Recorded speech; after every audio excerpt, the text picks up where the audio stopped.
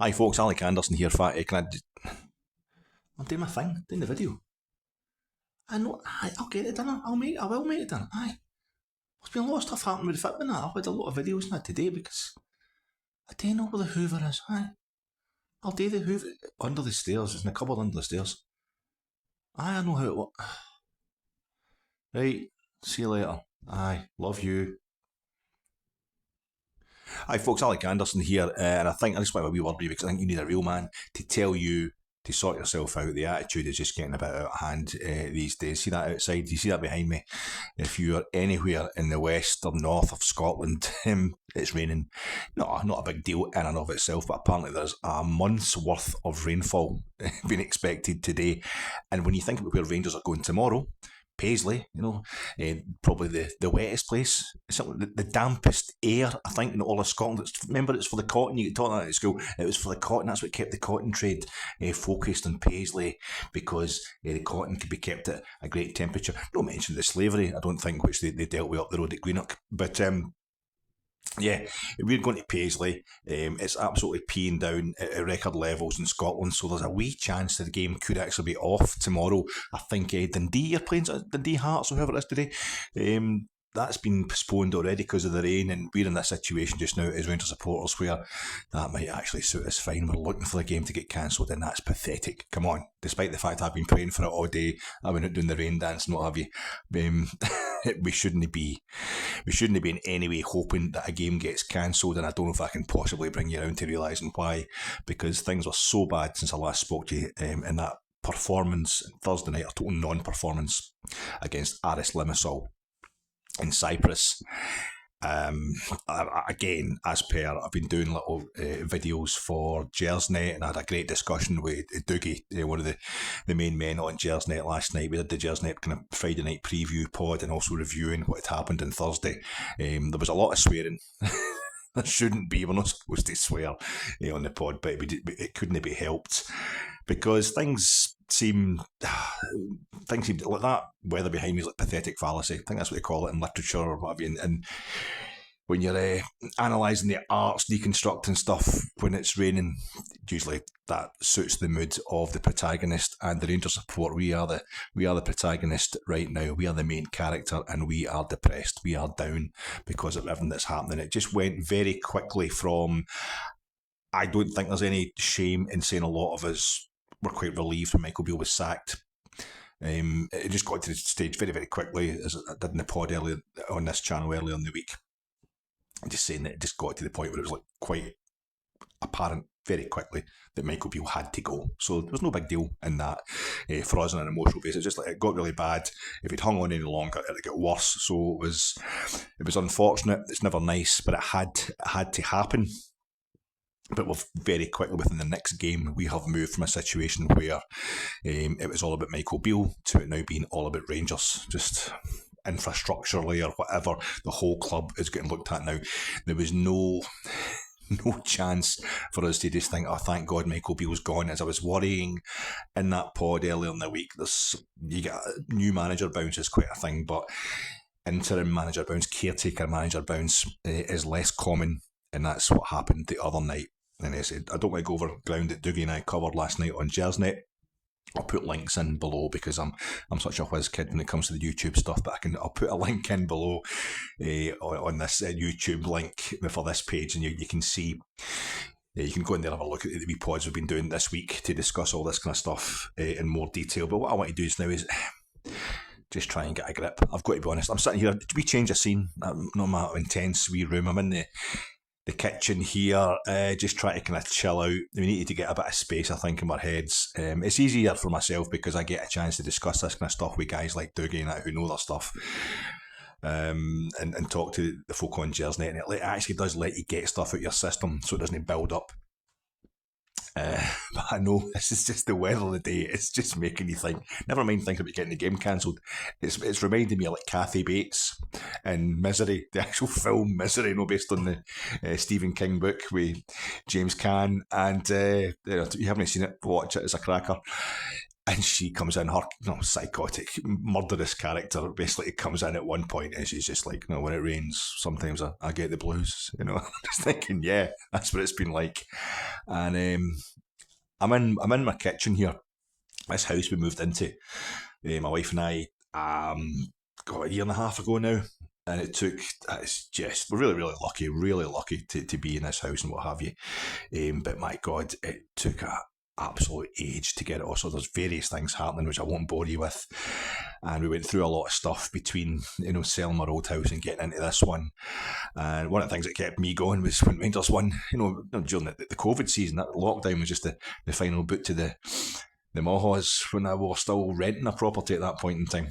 Rangers that season, where they were winning 55, was an absolute saviour for the old morale.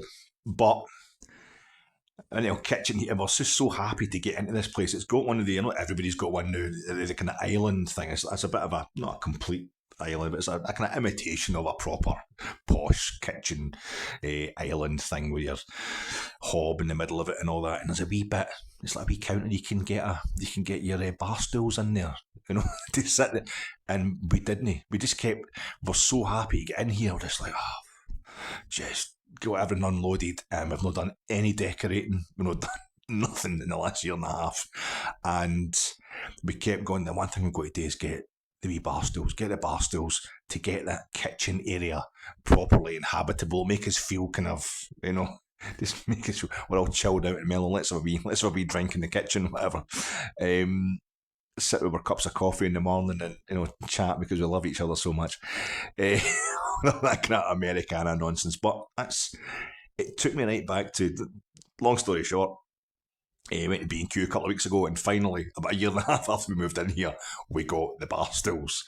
They were like 2 for £25 or something like that. They're a cheap deal. We got 2 bar stools, and you can't believe the difference it has made to my life. It took me back to when I was like, 13, 14. It was early to mid 80s, almost early 80s, because I remember, because I was approaching, I had like mock O levels or O grades were called then coming up at school. So I wouldn't even be 14, I don't think. And my aunt and uncle, one of my dad's sisters, my Aunt Elizabeth, and my Uncle Dave, they're great. Uncle Dave passed away a couple of years ago, and he's a great guy, a fantastic guy, really interesting guy, and he taught me a lot of stuff. Helped a lot of my interests in life that come through. My Uncle Dave really got them going. He's very into his cinema, and he loved his music and all that. I remember when I was like, I think 11 years old or something, he shoved the headphones on me, the old headphones and the old stereo system when we all went to visit. Because kids as well, younger cousins of mine, so there's always birthday parties and stuff going on, and he just like shoved these headphones on me. He's like, you're listening, it was Mike Oldfield's Tubular Bells, and he loved his Fleetwood Mac and all that, original Fleetwood Mac stuff. He was a bit of a hippie in the day when I first knew him, when he was courting my auntie, who was quite young at the time. But he was brilliant. But he remember shoving the headphones on me, listening to Mike Oldfield's Tubular Bells, and I would always, can I borrow your books, and the cinema and what have you. And so he pricked all the interest with me, and he always treated us like kids, like kind of as equals. Never patronised us, anything like that. He was a great laugh. He's a really funny guy, really, really miss him. But they moved into this flat in Glasgow Street in Ardrossan in the early 80s, so of course, big family, we all extended family, my gran and all that, we all got down there to visit and help them move in or whatever. And the thing I'll always remember was the first time I'd ever seen a kitchen bar, like a kitchen diner scenario. There's a wee counter in the actual kitchen, and did a couple of bar stools, and I thought this was the coolest thing I had ever seen. This is early 80s Ardrossan. This was just like, oh my God, I'm in LA. I'm in California. This is absolutely fantastic. I love this. And I remember walking back up the road, because that's the thing, you walk to everybody's house, they're all staying within 5 minutes of each other. And I walk back and I'm going, Mum, I'm going to study really hard on these exams I've got up, so one day I can get a flat with like a counter like that with the bar stools, And she's like, all right, that's very good, son. Whatever gets you going. I would have thought maybe you'd actually want to have enough money to look after your mother and father in the retirement or whatever, like, just to have a job for the sake of it. But no, you're wanting bar stools in a kitchen. Big ambition, son. Really proud. And it just hit me. It just hit me the other day. I have finally realised that ambition. I should have been more psyched about it. Maybe I got these bar stools a bit quicker than the 18 months it took me. But no, it was just this morning. I don't know about you guys. Has it helped with Gersnet getting the stuff out of my system? Just a real feeling like up today of I can't be bothered being depressed anymore, But I am depressed with how bad things are at Rangers just now. You don't need me to recap how bad things are. And I stuck on.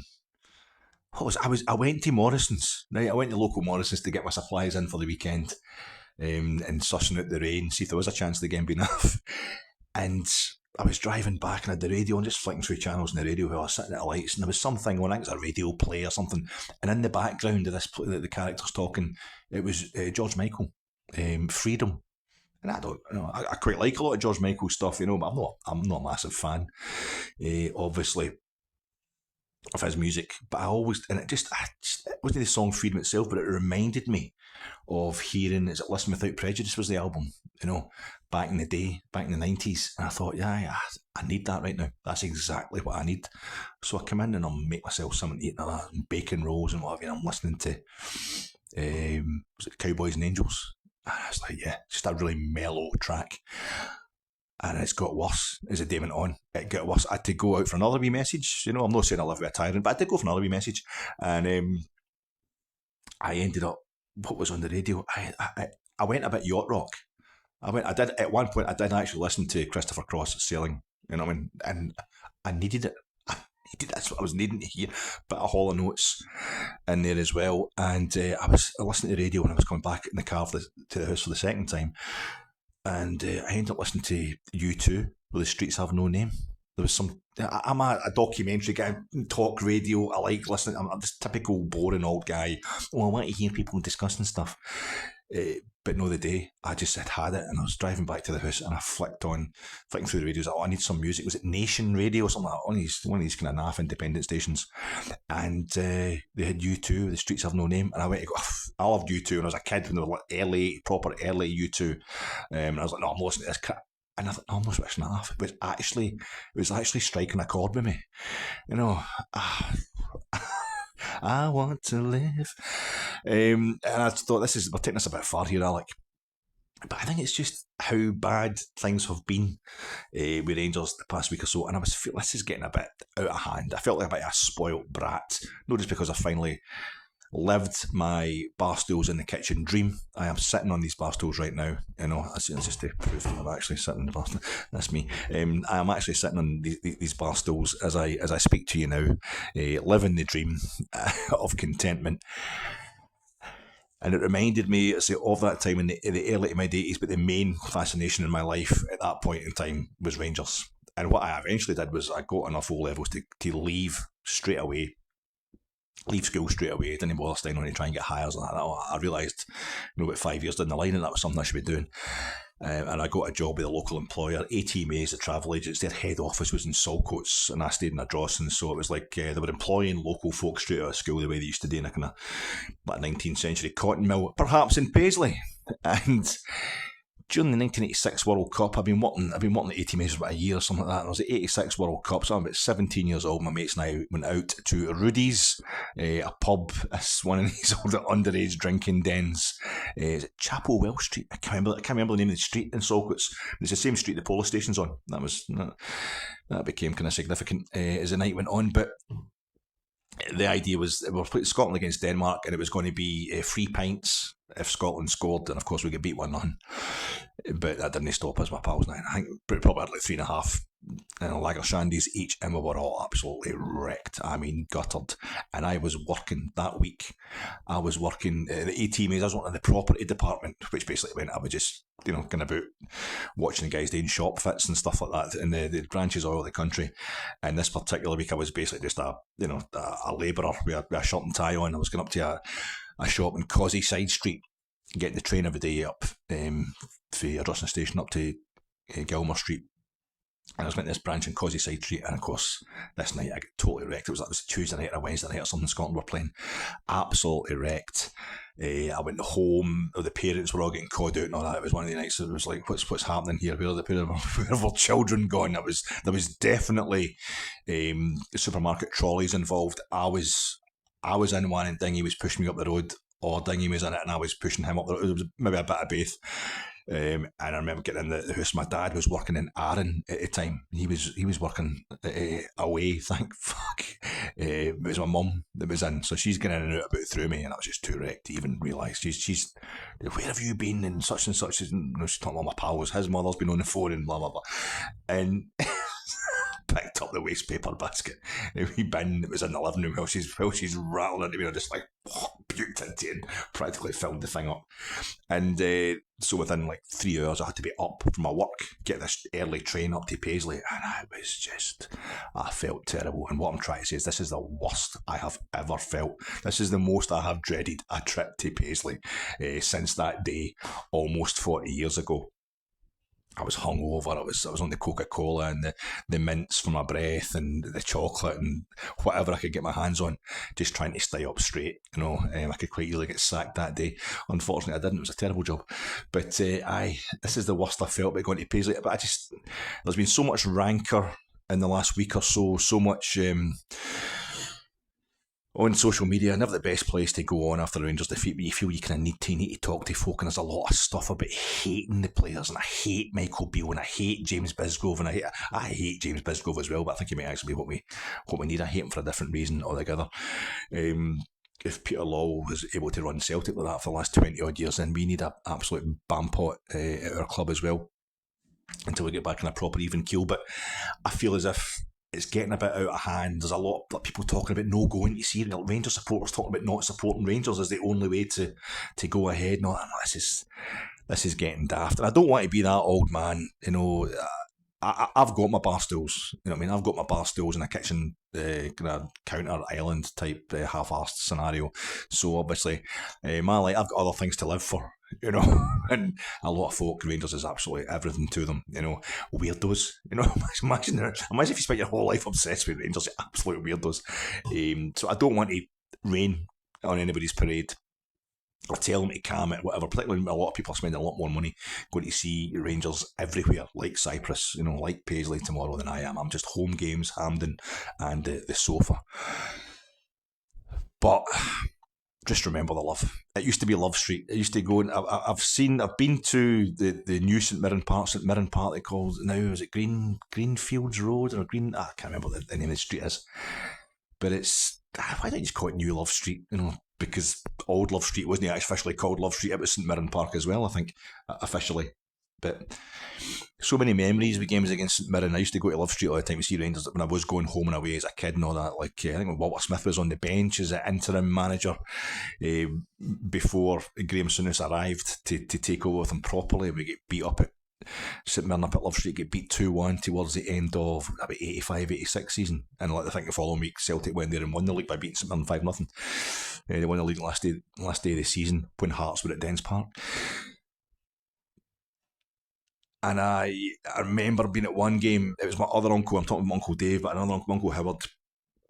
He, spent a lot more time with me. He was a guy that really drove, again, another husband of one of my dad's sisters, his youngest sister, my Aunt Louise, and they gave me my love. They helped me with my love for Rangers, and they would take me to the football and what have you. And spent a lot more time with them. And but I remember it was an education as well. The first time I was ever at Parkhead, it was to see Rangers against St Mirren in the Scottish Cup semi-final 40 years ago, 1983. And I remember being at the old Rangers end at Parkhead, the old Parkhead, all terrace and still the old elliptical stadium with the track round it, and the wee roof they had on the Celtic end was just the perfect size for the St Mirren support. But it was a day like this, St Mirren, Paisley, rain, it doesn't leave them. And the Rangers support we needed the bigger roof. I think we were in the jungle as well. But I was at that League Cup final. I remember driving to the League Cup final in 2009, 2010. We were playing St Mirren and listening to Sports Sound. I could still listen to BBC Sports Sound at that time. This is before the horrors of 2012 and the Rangers don't exist anymore kind of stuff that really just it was heartbreaking, and this has left a bitterness there. And it was Chick Young, of course, who was the Rangers supporter, the St Mirren supporter with the best eyesight in the world. Was it Jonathan Watson said if he could see St Mirren for the back of the Courtland would stand, but he was doing his bit for Paisley and talking up St Mirren, how great a day this was for them. And I'm driving along a road I've driven many times, even at that point, to get to Hampden, and there was St Mirren fans as I'm listening to this on the radio. Or St Mirren fans in the motor, and I'm having to wave them in and tell them what way to go. As the traffic's kind of slowing down, they were going along like Cathcart Road and that, and I'm like, you're along there, you're gone there, and they're oh thanks. It was like probably their first time at a football match, a lot of them, and I was like, yeah, this is how can we be the good guys here? How can Rangers possibly be the good guys? And next thing we went down to Kevin Thomson, a man who is being talked ill of during the week for his unfortunate microphone situation. He was sounding a bit like Leonard Cohen with a throat infection when he was doing the commentary from Cyprus, and it wasn't his fault that the game was matching his commentary, or demanding the kind of depressed sounding commentary he was giving us. I loved Kevin Thomson as a player. I thought he was absolutely phenomenal for Rangers, and he was always extending that leg, risking it every time he went into these tackles, and he risked it too far that day, and he gets sent off, and 20 minutes later Danny Wilson gets sent off as well, and we are down to 9 men. And I suddenly went, oh, aye, this is how we can be the good guys. This is how we can be the underdogs. This is how suddenly it's a matter of celebration and a surprise if Rangers win a cup final. And, a quarter of an hour later, Kenny Miller, who I once saw scoring 5 goals at Ibrox against St Mirren. Only game I've been at with my wife took her that day. I should take her more often. I think we won 7-1. She's a lucky talisman.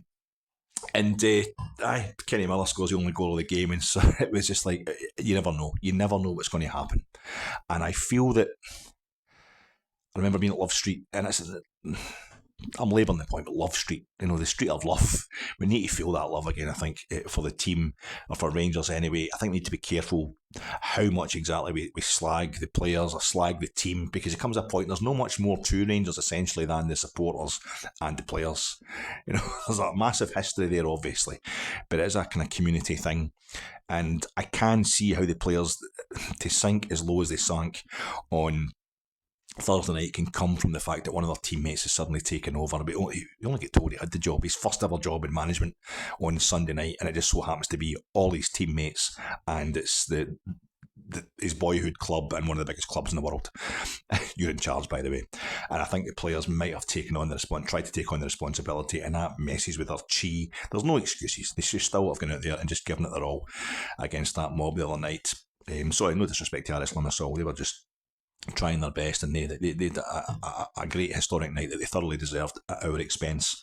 But for Rangers, it was an absolute calamity. It was a horror show, and I remember I was at the last ever game Rangers played at Love Street. In that stand that they erected just before they vacated the place behind the goal, and we get beat 1-0. I've not been back. I went to see New St Mirren Park. It was a St Mirren Falkirk game, just to get it off the list one day. I've never seen Rangers playing there. So all respect to everybody who's going tomorrow. It was a stadium that was opened with a game against Kilmarnock, and its record crowd, the only time it's been full was a game against Kilmarnock last season. St Mirren are going really well just now under Stephen Robinson. But like that day, when I think Gus McPherson was their manager at Hampden in the 2009-2010 League Cup final, they're expected now to win tomorrow, St Mirren. And that might mess with their chi. They're above us in the league, they're 3 points ahead. We're definitely there for the taking. And it's not often that happens. The St Mirren are actually expected to win, and I'm hoping that might mess with their heads. And I would love to think that the Rangers players are actually had such a bad time the last few days with the abuse they've been taking, that they will just turn it around tomorrow, that they'll want to go out and do it. Because let's be honest, the word on the street is, or the word in the papers is, that the final interviews are being conducted next week during the international break for the management position. Whoever that may be is going to be coming in soon, probably before the end of the international break, we would hope. So this is actually the last chance for the players to go out and show what they are about.